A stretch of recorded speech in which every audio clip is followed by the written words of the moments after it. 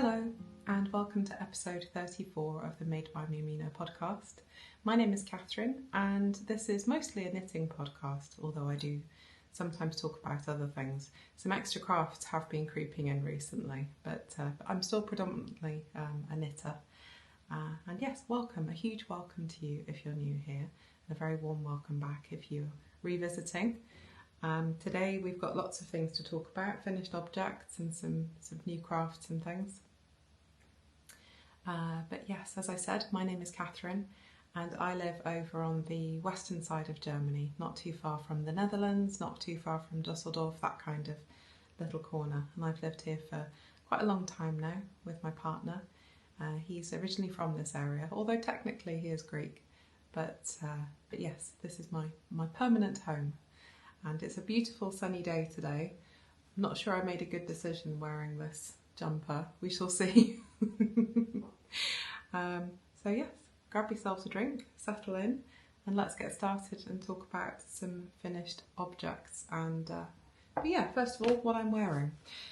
So if you've been around for a while, you have seen this before. This is my ranunculus that I made and I finished, I think about a month ago, not that long ago, but I don't think I've worn it on the podcast before.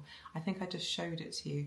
When I have a finished object, I prefer showing a video of me wearing it or something, so I can actually show it to you properly and demonstrate the modifications and things that I've made. So I don't think I've actually worn this for you yet. I love it. I've been wearing it loads recently. If you follow me on Instagram, you will have seen it in a few of my sort of out and about knitting posts as well. On that note, you can find me in all the usual places: Instagram, Ravelry, where else? I have an email, I'm on Ko-fi, all sorts of different places. But everything is linked down below. So if you want to find me or email me, just have a look below. Yes, so you can also skip through the chapters, and because I always put chapters in all of my episodes, and if there's anything you're not interested in, just skip through to the next part or whatever. I promise I won't feel a thing. I also link everything that I talk about down below, but if I forget something or there's a broken link or whatever, please just give me a shout. Today there's some extra links and some extra description down below, because in the last episode I started the MBM, so Made by Me Meadow Thrifty Mile 25, and there's all this sort of, not rules, that's too strong, it's a really relaxed make along for anybody who wants to join in, but all the kind of instructions then rather than rules are down below too. But feel free to reach out if you have any questions about that as well. So let's get started. Yes, as I said, this is my ranunculus. And I made this a month or so ago. Not a test knit, nothing like that, obviously. This is probably, I think, one of the most popular knitting patterns on Ravelry. And I think it's for a reason. It's really quite simple. It's a relatively quick knit. I don't tend to go for quick knits. I'm a bit of a process knitter. I love colour work, and I like lace work, but my heart will always belong to colour work. But this was a really nice pattern for this yarn, which is from the WIP Yarn company. If you've been here a while, you'll know that I buy quite a lot of yarn from Ross of the WIP Yarn company. He's based over in Nijmegen in the Netherlands, and he just has a really good eye for very beautiful colours on non-superwash bases, and I'm there for it.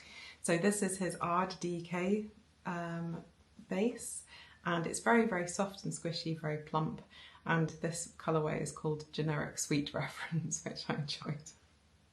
And it's just got these lovely sort of neon flecks over it, and it just really cheered me up earlier on this year when I decided to cast it on a gloomy, I think it was probably a gloomy February day. It was the perfect pick-me-up that I needed. I did make quite a few adjustments to this pattern, but all of the details are on Ravelry, and you can also look back in my previous episode. If I remember, I'll link the episode up there where I talked about it in more detail. But just, I suppose to sum it up, when this pattern first came out, it was just one size fits all, which never works, does it? But anyway, but the pattern has been re-released with more sizes. Now I find that if I knit the size for my for the recommended ease for my size. I have about 120 centimetre 48-inch bust. It just really swamps me. I don't really like the way that it looks on my body shape. So I knit the original size, and then once I get to this part here where you start doing the raglan increases, I just keep knitting and keep putting in raglan increases, body only raglan increases, and trying it on until I'm happy with the size. It's a nice, I think it's a very beginner friendly pattern, but think carefully about how you want it to look. Do you want it to be really oversized? Do you want it to be more fitted? You know, how do you feel about that? Personally, I like it to be more fitted here and then kind of sort of go straight down from that point, because this is the smallest part of my body and the bit that I'm most comfortable with. I think what I do next time though, as I said when I talked about it previously, I think I probably cast on a few more stitches at the neck, just so that I've got a bit more of a boat neck going on there. A few other people that have made this pattern have done similar notes about the same change. I think I might also be tempted to skip the rib entirely and just start at that point there. Maybe even start with a little I-cord. That might be nice. There's a little trick, I think, was it Stephen West? I think I first saw it on one of his tutorial videos, when you're doing an I-cord, to add in a little extra stitch every few stitches just to make it a little bit more stretchy. If I remember, I'll do a little link to the tutorial. I think it's a really nice idea, and I like the idea of this just going straight into a nice clean edge. So yeah, this is my second ranunculus, and I will definitely make more. It's a really wearable, nice pattern. Today I'm wearing it over a dress, and yeah, very wearable and kind of just very simple, effective pattern. And I'm a sucker for a little bit of lace work in the yoke, so what can I say? I'll probably be making another one in the not too distant future. Okay, so my finished object to show you today is my Florence Sweater. This is a test knit that I did for Eleanor Mortensen, and I've talked about this several times over the last few episodes, but today it's actually finished. And if you follow me on Instagram, you will have already seen a little sneak peek of this. So I've taken it out and I've worn it in the wild and done some photographs. I wore it out last week as well. And I am super happy with this. I always am whenever I knit one of Eleanor Mortensen's patterns. She does beautiful, beautiful colour work, and I am very happy with this. So the pattern is pretty size inclusive. It goes up to a 180 centimetre bust, which is, just reading from my notes, just under 71 inches. So it's fairly size inclusive. It is originally written for a sport weight yarn. Eleanor Mortensen's first sample was done in Junction Fibre Mill Blend Light, which is 366 metres per 100 grams. Now, I wanted to do this in a fingering weight yarn, so I had to go down a needle size. Oh, sorry, itchy nose. Excuse me. So I had to go down a needle size, which messed up the depth of my yoke a little bit. So in the sample, the pattern here on the sleeve actually goes down about another few centimetres into the sleeve. But I had to obviously stop that a little bit sooner and split the sleeves a little bit later. But I am very, very happy with this. I used Retrosaria Mondim. If you look back at the last episode, I should talk about the yarns a little bit more. For my main colour, and I used another yarn from the WE Yarn Company, Castor Lace, which is, I think it's about 600 metres per 100 grams, so it's a lot of yarn for your money. And I held it double throughout, and it's this amazing colour change, which gives this really, really, really beautiful effect. I'll put up some footage here or some photographs here of me wearing it. But in terms of the construction, it's the gauge is, reading from my notes, 32 stitches by 29 rounds on a 3.75 metre needle. Now I didn't get that. I had to go down to a 3.5mm needle, and my gauge was slightly smaller, so my yarn quantities are slightly different. But do have a look at the other testers, because there are some absolutely amazing versions out there, people working in mohair and picking out the different design elements in different colours and things. There are some, the other testers, they're so inspiring. It's been a really, really fun test. I've really enjoyed doing it. But yeah, it starts on the rib for the collar, and then goes straight into a round yoke. And it's a round yoke construction with integrated increases all down through the yoke. And it's just gorgeous, really gorgeous. Loving the all over colour work. So if I turn this inside out so you can see it, I think that this is relatively beginner friendly because it's only in one colour for the colour work. So it's a good opportunity to practice picking up your floats. I'm still relatively new at doing colour work, I must admit. But that's what it looks like from the inside. But that's the back, isn't it, if I show you the front. And as you can see, you have to pick up your floats for the body colour work at the top and the bottom of each of those motifs. So I like to do a maximum of 5 or 6 stitches between picking up floats. And obviously I can't give numbers because it's a paid for pattern. Excuse me. I'm so sorry. Obviously I can't give numbers because it's a paid for pattern. But as you can see, I've had to pick up my floats every few stitches at the top and the bottom of those motifs. But I think because of this yarn, it just looks amazing on the inside as well. I'm very happy with this. So in between those little rows of the motif, I just carried the yarn down as well. I didn't bother breaking it in between. And yeah, I'm really happy with this. This mondim, I'm definitely going to be making a sweater for my partner with this. It was a really, really good price point, and it's made of gorgeous fabric. Oh, why am I showing you the inside still? It's made a really gorgeous fabric that I'm really happy with, and I've worn it 3 times now? 4 times? Definitely 3 times, maybe 4 times. No sign of pilling as yet. It's a really nice yarn. I've got a little bit left over, so I'm going to experiment by making some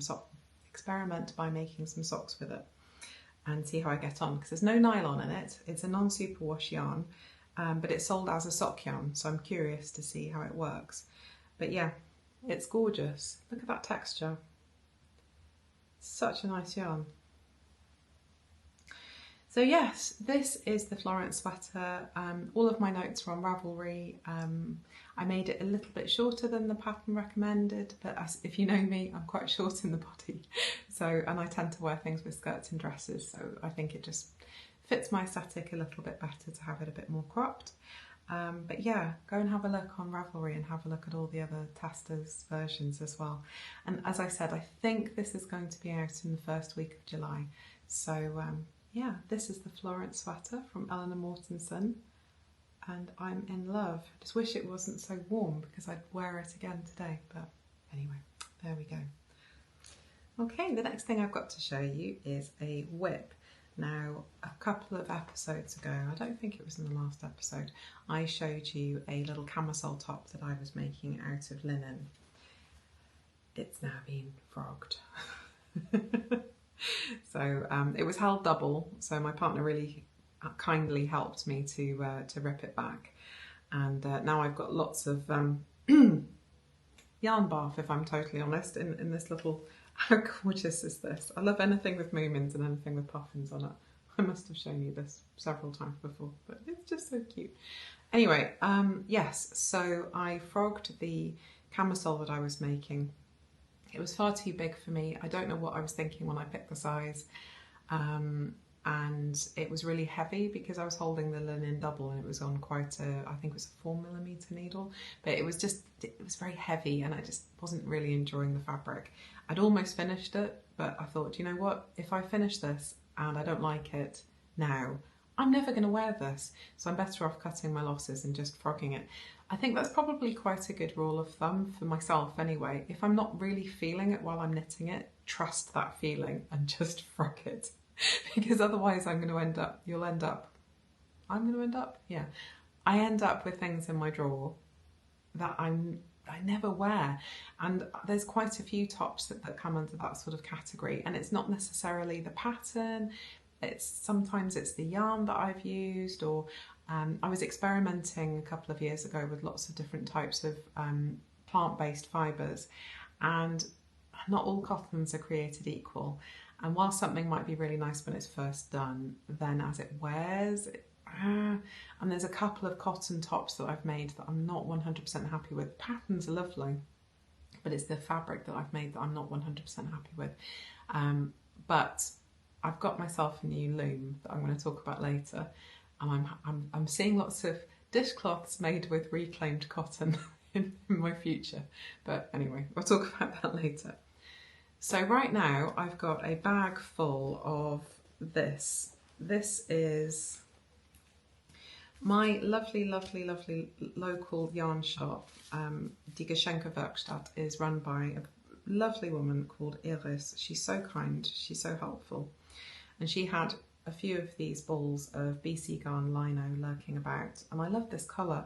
I really love a sort of a muted pinky sort of colour. I think it's coming over a little bit brighter on the screen, but it's actually quite a sort of a muted purpley grapey colour. In fact, I think the colour is called grape on the BC Garn website, but anyway. So she had a few of these left over, so I liberated them. I freed them to let them live their lives in the wild, and I wasn't happy with that top, so I cast on something new. I've got a free yarn. I got a free pattern, a free download last year from oh, what's the name of the person? Scheuner Helen, for a really cute little top. I'll put up a little picture here of it. And this is my progress so far. Doesn't look like much, but originally I cast on with the yarn last week for an anchor tee from Petite Knit, because I've fancied an anchor tee for a while. My mum's got one she's really happy with. I saw one on another podcast, on Salma's podcast, Little Big Knits. It looks really nice, very easy to wear. And I cast it on and I just wasn't happy with it.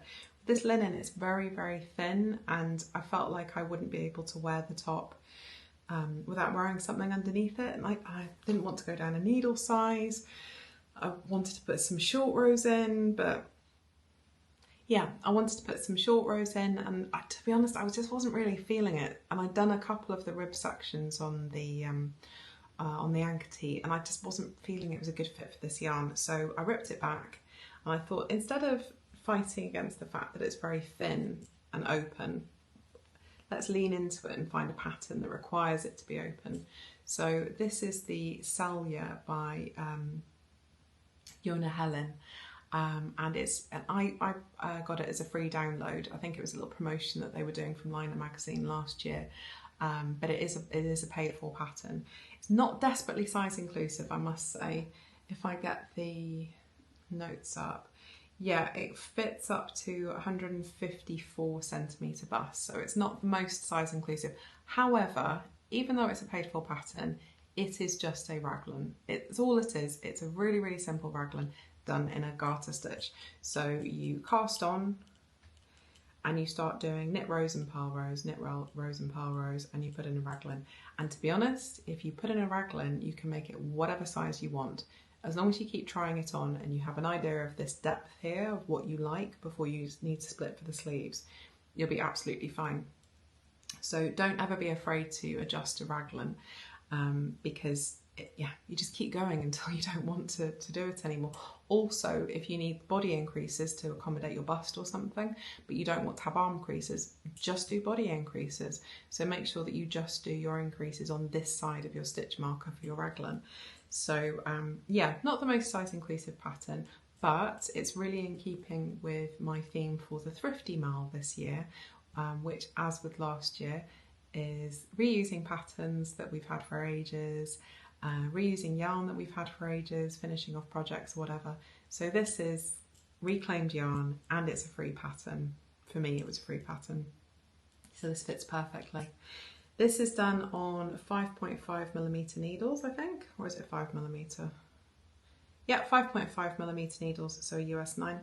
As I said earlier, I am a process knitter. I'm not a product knitter. However, sometimes, you know, needs must.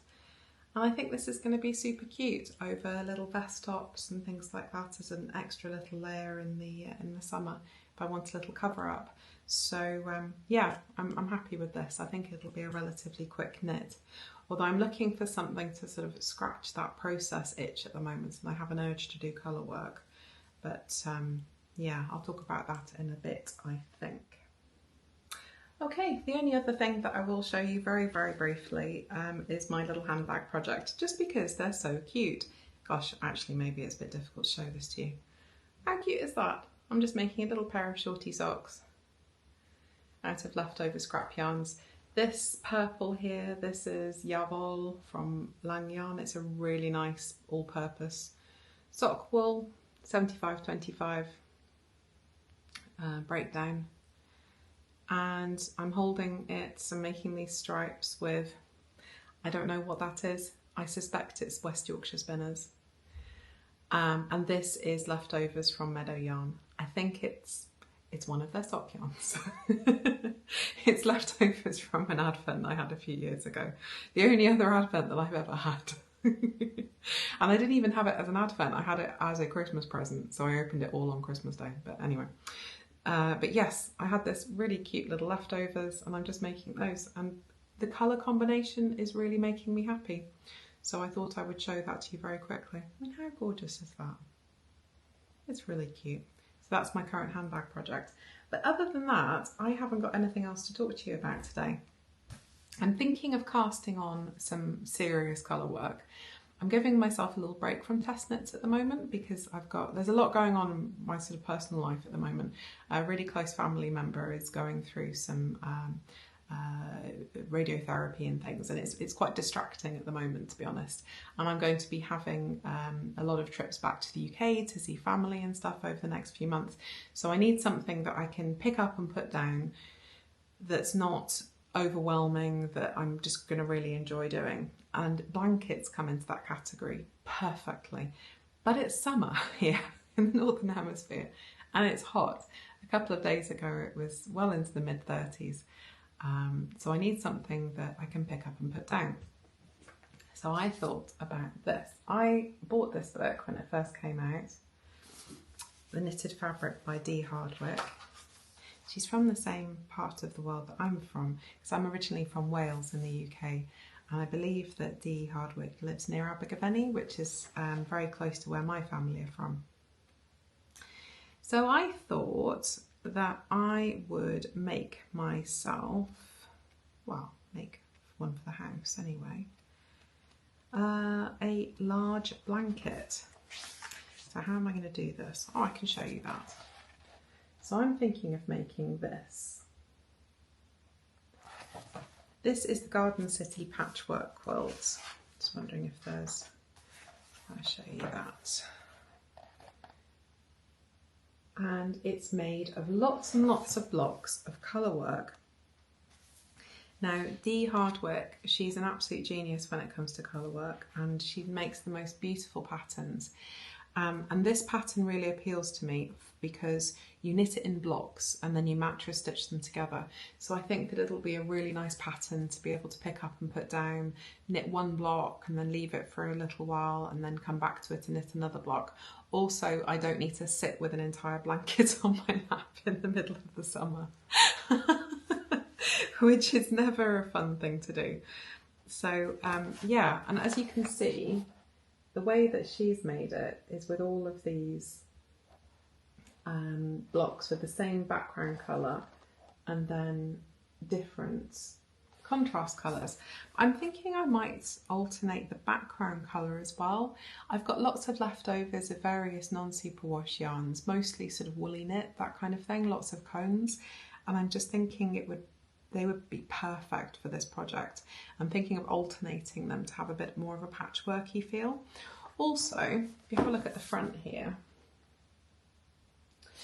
she has all of these other beautiful motifs in for various other patterns in here. I'm just thinking maybe of making up some of my own motifs for this blanket. from different parts of the book. So I'm not sure. I think it might be a really fun opportunity to have a little bit of a play with it. If I show you, what can I show you? Everything's got pattern details on it. I really want to show you the charts. Have a look at this, for instance, this butterfly pattern. This is lovely. I'm thinking I could incorporate that into one of the squares as well. Just have a little bit of fun with it and sort of play with the colours and textures and kind of make my own. You know, I don't know if you know this pattern, the Scout shawl. I'll put up a pattern here, a picture of it here. I really enjoy that look of almost like a jelly roll quilt, or like this one that my mum made for me here. Different sizes of squares and rectangles all coming together to form a cohesive whole. So you get this a really beautiful normal size blanket at the end of it, but it's kind of a real mishmash of fabrics and colours and patterns, but somehow it all works. There's a common thread bringing it together, whether it's the colour or the texture or whatever, and it's, I don't know, that kind of really appeals to me. So I might play around with it, or I might just keep it simple and just knit the blanket as it is in here. I'm not sure, we shall see. But yeah, I really love this book. Oh, how beautiful is that? Absolutely gorgeous. All those different patterns and things in there. Really lovely. These books are gorgeous. And it just really appealed to me, the thought of sort of using up some of my leftovers to make something very beautiful for the home. I always have a blanket on the back of the sofa. I think it looks really nice. So yeah, knitting plans. I'm thinking I might pick something out of here that will be nice to pick up and put down, get to do a bit of colour work, but it's non-pressure, and I don't sit with a big blanket over my knees. I don't know, thinking that might be a really nice one. Or I could just do the Scout shawl, but then I'd have to buy a pattern. I don't want to buy another pattern. I've got this book. I'll be good and I'll use the book. So as I said, that kind of goes into the mall that I'm running over the summer. So it started on the 1st of June and it's running until the beginning of September. And you are welcome to knit whatever you want. The theme is spending as little cash as possible. So trying to knit from stash, trying to use patterns that you've already got. But it doesn't have to be knitting. You can do any craft you want. If you've got a little embroidery kit that you've had for ages, do it. If you are a crocheter, do some crochet. Last year there were entries in leather work, and my dad made some knots for they have a canal boat, a narrow boat, and he made some knotted fenders and he entered those into the mall as well. So yeah, anything, absolutely anything is welcome, as long as it's sort of enjoying what we've already got and sort of trying to reuse it. And it doesn't have to be really old stash. I know that some knitters are fair, or some crafters are very new and they don't have a massive stash. There are even some knitters who have been around for a long time who don't have a stash. How do you do that? When I see yarn and it's pretty, I find it very difficult to walk away, so I admire your self-control greatly. But yes, any craft is welcome. And if you want to enter, you can do so on Instagram, Ravelry, or via email, and all the details to do that are down below. There's a Ravelry group if you're interested, and go and have a look at all of the lovely projects that have already been entered into the mall there. And there will be 3 prize bundles. So a couple of weeks ago I went to a fibre festival at Euskirchen and picked, oh no, that was the one in Duisburg that I picked that up. And I picked up some local to me yarn, which will be one of the prizes. And on Friday, when I went to my knitting group, the lovely Iris from Die Geschenkewerkstatt had recently dyed up some yarn, which she does every now and again. She does make beautiful yarn. So I picked up a skein of this as well, which will be another prize. This is made on Atelier Citron Superwash Merino, and it's a 75-25 sock yarn, so you can use it for a variety of different projects. And it's about 400 meters per 100 grams, so a good sort of standard fingering weight yarn, and she's dyed that up so prettily in these lovely turquoise colours. So that will be another another prize. She also donated these really cute little stitch gauge, needle gauge thingamajiggies. They're really cute. She also donated those, so that'll be going to one of the prize bundles as well. So yeah, there'll be 3 prize bundles. Happy to send them wherever in the world you live. Last year 2 went to Canada and 1 went to the Netherlands. So yeah, really nice. So please feel free to enter, and let's get through some stash over the summer. And so my entries are so far this, and I'm planning on starting a scrappy-ish blanket as well with that. So that's about it for today. Other than picking up that prize, I haven't made any irresponsible purchases this week, although I did buy an Ashford rigid Heddle loom of 60cm width. If you're not interested in weaving, please skip over. After this, I will be inserting some video of me building up the loom, and after that there's some footage of a little visit that my partner and I did to a textile museum with loads of old weaving equipment and stuff. It was brilliant. So if you're not interested in this part, feel free to skip. But yes, I bought an Ashford rigid Heddle loom. Well, actually my partner bought it for me. It is an early Christmas gift, birthday gift, a very early birthday gift. My birthday isn't till December, but I have plans to make lots of things for my family for Christmas, so I'd like to get started. So my partner really kindly gave me my birthday gift early. Also, I wanted to start weaving here by myself while the workshop that I did a few weeks ago is still fresh in my mind. So if you have a look in the last episode, I think it was, I did a 2-day workshop with a lovely lady called Camilla in Amsterdam. And yeah, I wanted to sort of get going and whilst it was still fresh in my head. So there'll be some footage after this of me building the loom, which was really simple to do. I've also got a spinning wheel from Ashford, and yeah, their things are really, they come with plenty of instructions and they're nice and simple to put together, so don't be daunted by assembling it yourself. But my first finished project is off. The loom. How cool is that? This is just with loads of leftover cotton that I had from other projects and things. As you can see, it's not perfect. There are some issues with some of the tension in some areas. I think I've missed the odd thread here and there, but I'm really happy with it. And this is totally big enough to wear as a little shawl.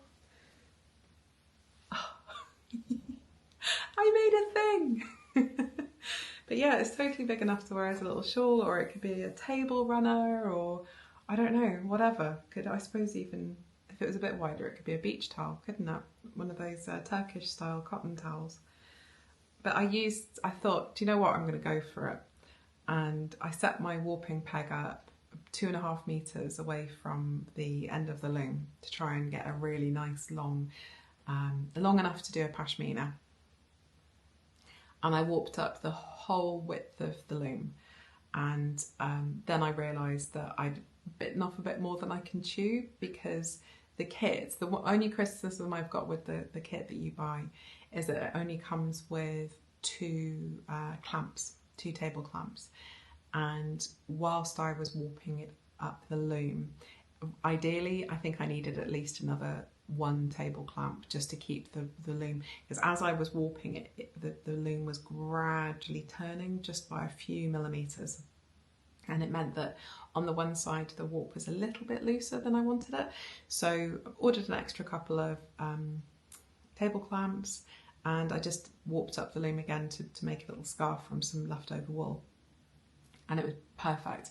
So if you are ordering yourself a table loom, I would recommend ordering an extra couple of table clamps just to be on the safe side. So yeah, learned lots of things from my mistakes that I made, and also realised I'd forgotten a few things that that Camilla had told me whilst I was doing my little workshop. But to be honest, considering this is my first solo project, I'm pretty happy with it, and I think it's turned out okay. So yeah, I could even use this for the thumbnail. But people think I'm not knitting anymore. I'm still a knitter. Knitting is still going to be my go-to thing. I mean, you can't take a loom on the train with you. Well, I suppose you could. Yeah, I think knitting in public is perfectly normal to see people do that. Well, I think it's normal anyway. I think it might be a bit strange if I sat there with a loom on the train though. Maybe I could normalise it. I need some more coffee. Anyway, so yes, this is my first finished project. Really happy with it. Tidied all my ends up after washing and blocking it, and yeah, on to the next project. I've also been doing some spinning this week as well. It's been really hot, and I haven't been wanting to play with sort of sticky yarn and sticky fibre and stuff, so I did some plying. And I plied up this gorgeous 70/30 silk merino floof when I was spinning this. I was plastered in fluff. Silk merino, I don't know if it's the silk element or the merino element, it is super fluffy. It makes it lovely to draw, really nice and soft, and feels really strong as well. I think I could even use this as warp in one of my projects, to be honest. It's really strong. Yeah, it was floofy. I picked this up from a fibre festival that I went to. I'll throw it upside down. In Meadow in the Netherlands, from this maker, Spingodin. I suppose that means spin goddess, doesn't it? She was lovely. I had a really nice chat with her. She was really nice. She has some gorgeous, gorgeous fibres. I picked up some sock yarn from her as well. Maybe I'll cast that on at some point. Anyway, but yeah, I've been doing some plying this week, and I find that really nice to do. I love plying. You have to concentrate, but it's not as intensely concentrating as when you're spinning. But yeah, I'm slowly getting better. Still thick and thin, but there are more good bits than bad bits, if that makes sense. So yeah, that's about it for this week, I think. I'm going to go and make myself another coffee because I feel like I need it today. Yeah, I hope you're having a lovely week wherever you are. It's the summer solstice soon, this weekend. The longest day is coming up. I wonder if you're doing something to celebrate. When I lived in the UK, for a while I lived in the West Country, and I went to Avebury a couple of times to go and celebrate the solstice. And it was just a really, really lovely atmosphere, very family friendly. Actually, if you're not from the UK and you're thinking of visiting, and I don't know, you want to see something a bit different, I prefer Avebury over Stonehenge anytime. It's so cool because you've got this enormous double stone circle, a little bit like Stonehenge, but not as big. The individual stones aren't as big. But the village of Avebury is slap bang in the middle of it. They just built it inside this ring of stones and in between all these earthworks and everything. And there's a nice pub there as well to go for lunch. Well, there always used to be anyway. And yeah, it's just a really nice place to go and wander around. Also, unlike Stonehenge, you can actually walk around the stones, which is nice, which you can't do at Stonehenge. But I remember the first time I went there, when I went to university, I studied archaeology, and we went on this day trip to Avebury, and it was the first time I'd ever been there. And I just remember being absolutely just awed by the amount of work that these people had done without any modern tools or equipment or knowledge. It was absolutely incredible what they'd done. I kind of fell in love with prehistoric archaeology at that point, but anyway, that's a long time ago, a lifetime ago. But yes, if you're in the UK or you're thinking of visiting, I definitely recommend going to Avebury. It's a really nice day out and a fun family place to go to for the solstice or any of the equinoxes if you're interested. Okay, well, I hope you have a lovely week wherever you are. Happy crafting. I hope you enter the MAL, and I look forward to seeing your entries, and I will see you in a couple of weeks. Take care. Bye.